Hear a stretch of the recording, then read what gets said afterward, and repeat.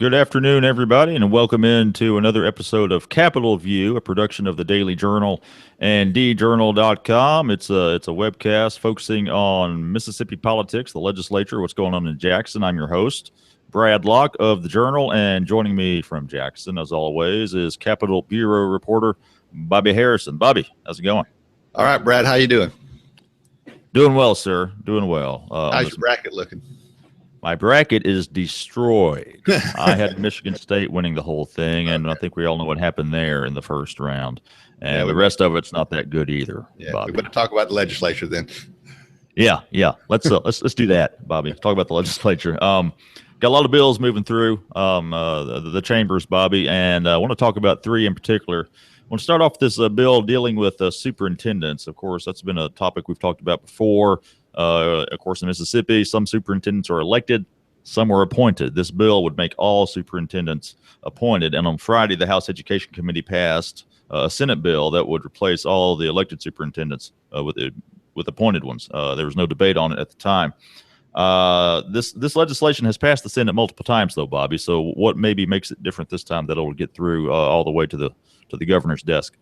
Well, there's a lot of momentum around behind it this year, Brad. As you said, it's passed the Senate multiple times, and it has died in the House. And a lot of times it hadn't even made it out of the House Education Committee, but it made it out of the House Education Committee Friday with absolutely no debate. And the feeling is that when it gets to the floor of the House, there's a better chance than in past years that it would pass. The business communities behind it, as the Mississippi Economic Council has been behind it for a long time, but it appears that momentum is there this year. The governor's behind it, and the argument is that probably a third of all the elected superintendents in the entire nation are located in Mississippi. We have about 55 of the 142 school districts in the state. About 55 of the 142 have elected school superintendents, and these are all county districts. Some of them are in big counties like DeSoto County, but some of them are small rural counties. And the argument is that in a small rural county,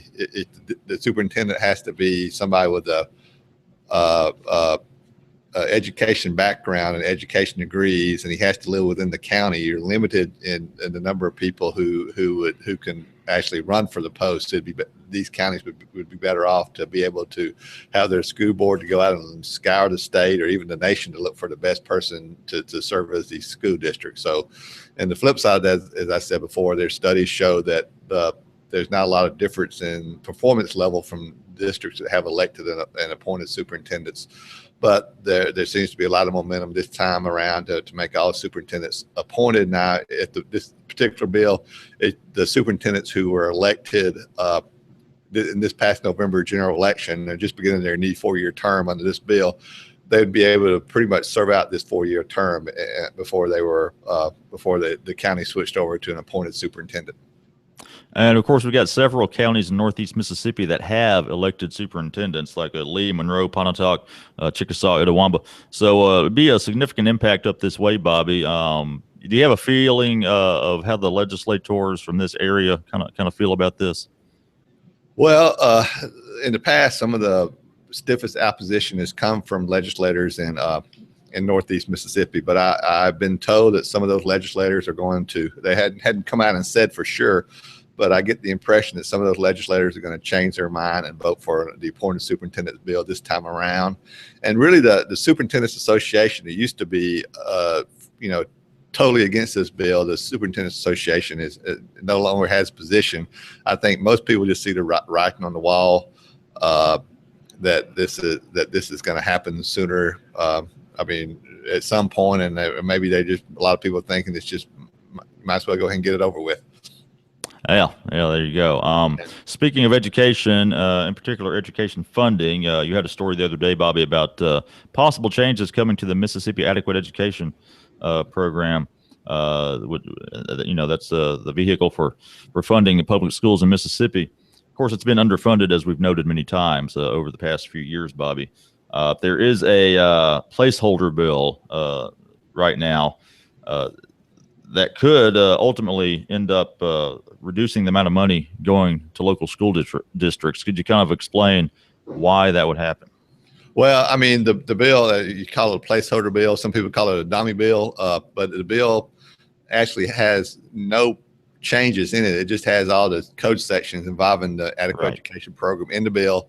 And the way it looks now, instead of just being debated during the regular legislative process, first in education committees and then on the House and Senate floors, where members can have amendments, offer amendments, and their public debate, it appears this bill is going to go straight to conference, and 3 members from the House and 3 members from the Senate, members of the House and Senate leadership team, will meet to sort of hammer out any changes to MAEP. Then it'll go back before the full House and Senate, and they can either vote for those changes, reject those changes, or send it back for more negotiations.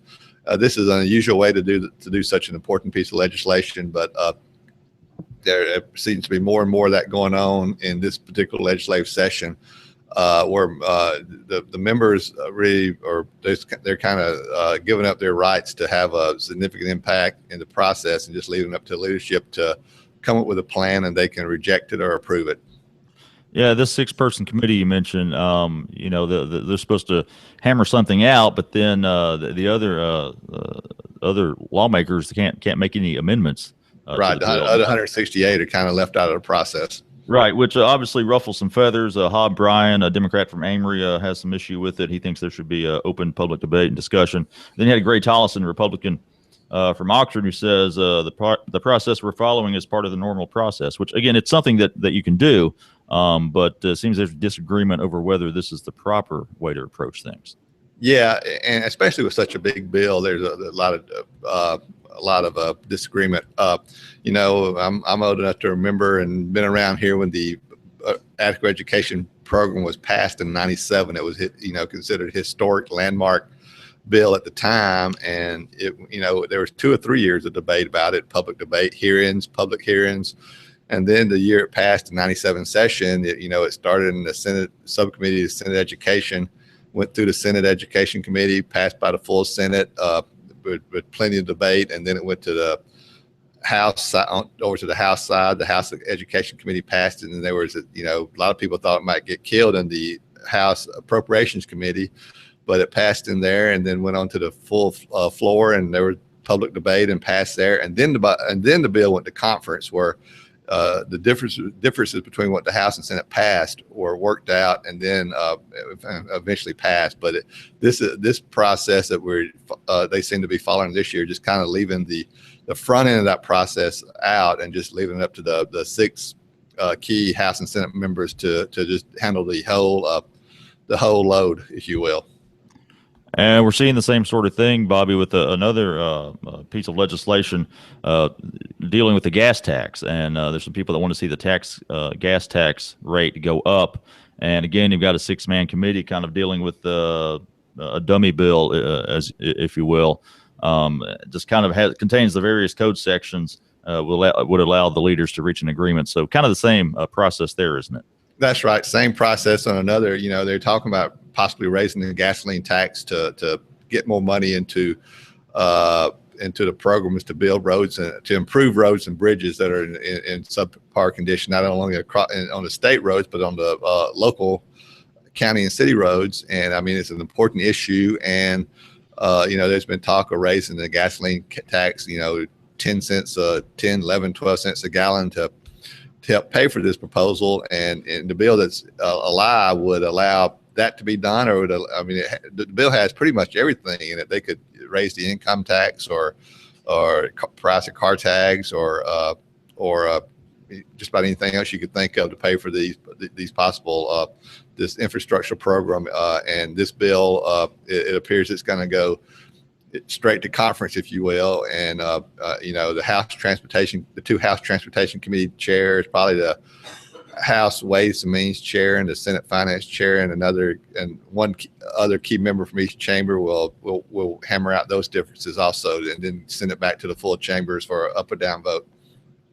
And Brad, I should point out, these are going to happen, but if these 2 things happen, it'll be late in the process, where there's legislators are working on a bunch of different things, and we're trying to get the budget finished and trying to get out into session. So it is hectic, real hectic at the end of the process. So that's another argument, if you will, against doing it this way. I mean, it's just, the session is 90 days or longer for a reason. It's to allow these bills to go through the process and be worked on all the way along. But the way that it looks now, is the final days of the process, the conference committee is going to be appointed, and it's going to happen, in a matter of a week instead of 90 days or so. And that's another thing that some members are concerned about.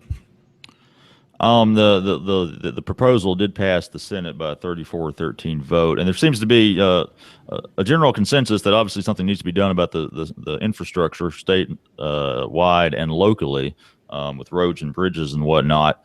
But you've also got people on both sides of the aisle not quite on board with the way things are set up right now. I don't know if it's for the same reasons, Bobby, but there are some concerns. Again, I mentioned Hobb Bryan definitely voiced some concerns there. Yeah, there's concerns about the way the process is working, just going straight to conference. And there's also some concerns by some people about raising the gasoline tax, which is a tax, a regressive tax, if you will, that would hit the middle income and lower income people harder. And at the same time, there's a separate bill alive that is working its way through the normal process to reduce or eliminate, phase out the part of the taxes paid by corporations. And some people are saying it's not fair to put a bigger tax burden on working people while giving corporations a sizable tax cut. And so that's, besides being upset with the process, they're also upset with what could be a shift in the tax burden in the state. All right, Bobby, time for my favorite part of the show. Three things going on in the Capitol, three things of note. Most impactful legislation, most impactful lawmaker, and strangest occurrence. So, Bobby, let's start off with what's been the most impactful legislation from this past week. Well, I mean, the bill we talked about, Brad, the transportation bill that has all the tax codes alive. It could just, I mean, technically, the way it's set up, this bill could go to conference, and they could put not only taxes, a gasoline tax increase for additional road and bridge work, but they could put the bonds that the bill for long-term construction projects at the universities and other bonds throughout the state to finance tourism projects in various communities. They could put just a whole litany of stuff into one bill and send that bill back to the House and Senate to vote up or down on all those various proposals. It could be because this bill literally has all the code section in one place to do that. So, and there's some talk that is what the leadership is planning to do. The leadership says they don't have any ulterior motives, that they're just trying to get a look at whether they need to looking at ways to get money for roads and bridges, but literally all that stuff could be in one bill, and that would be just massive and unprecedented in the process. And secondly, the most impactful lawmaker this past week. Well, I was thought about this for a while, and I'm going to say Senate Appropriations Committee Chair Buck Clark. Last we hadn't talked a whole lot about it, Brad, but in past sessions, but past webcast, but they're the House and Senate are beginning work on a budget to fund $6.2 billion general fund budget to fund education, all the various state agencies. And this Clark put together his proposal, which is now sort of the Senate proposal because the Senate voted on it. And that proposal, he puts an additional $40 million into the MAEP program that we talked about earlier. It would still be underfunded, but it would be underfunded by $130 million opposed to $170 million, which is what the House proposal is, and that'd be a significant increase in funding for MAEP. And Clark is so he sort of spearheaded. I mean, it's going to be hard at this point in the process to go back from that number, and he's doing that by making substantial cuts in other agency budgets, including the Department of Education budget. And he also is doing it by making some major mergers of agencies, like he's merging Medicaid, rehabilitation services, and human services into one agency, and he's merging the Department of Agriculture and Forestry and some other agencies in one agency, and he's looking to say, he says he can save about $60 million by doing those mergers. Some people question that, but he's got I mean, he's at least got debate going on those things. So I'm going to say Bud Clark from Hollandale. He represents his district covers a wide area. He's in his third term in the Senate. His district goes all the way from down in Madison County all the way up into the Delta. So he is definitely an impactful legislator this year.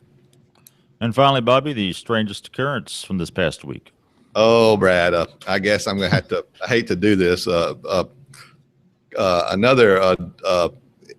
Carl Oliver is a freshman from Winona. He's a House freshman, Republican, and his district covers a lot of the same area that Bud Clark's district covers. And he made not only statewide news last week, but national news when he was a lady from the Gulf Coast emailed him asking him to vote against the tax cut bill that would provide the tax cut for businesses and for in some other areas as well, as saying that such a tax cut couldn't. She was very respectful email saying, she didn't think such a tax cut should pass while there's needs in education, healthcare, infrastructure.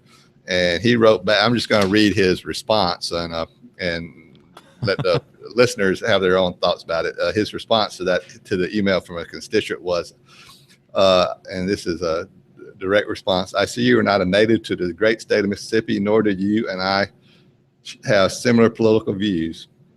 The people of our great state overwhelmingly share my same or similar views on government responsibility. I appreciate you going to the trouble to share yours with me, but quite frankly, and with all due respect, I could care less. I would, however, recommend that there are a rather large number of like-minded citizens in Illinois that would love to see you return. Okay. So he told her he didn't care about what she said. He should head back to Illinois. She'd been in Mississippi for quite a while, and her kids were born in Mississippi. And even if she was just in Mississippi for a year, she was a taxpayer in Mississippi. And so anyway. The big issue I have with that is that he said, I could care less, which really, it's technically, grammatically speaking, it's I couldn't care less. This implies that he actually does care, and it's possible that he would care less. But I think we get the gist. He doesn't. Yeah, I don't think he meant it that way. Yeah, I think we got the drift. Okay, so another good webcast. Thank you all for tuning in. And if you want to get more of Bobby Harrison, he is on today's episode of The Memo. We'll have a new episode dropping this afternoon with myself and Emma Kent, the guest co-host. You can check that out on iTunes, your podcast app, or at memo.djournal.com. And we do this webcast here every Monday at djournal.com. If you missed any of it, just want to watch it again, just check out the replay. We'll have it up here on the site for quite a while. You can follow Bobby on Twitter at BobbyHarrison9. You can follow me on Twitter at Brad Locke. And that's it. We'll be back again next Monday to check out what's going on in the legislature. Bobby, thank you, sir. Thank you, Brad. Have a good day.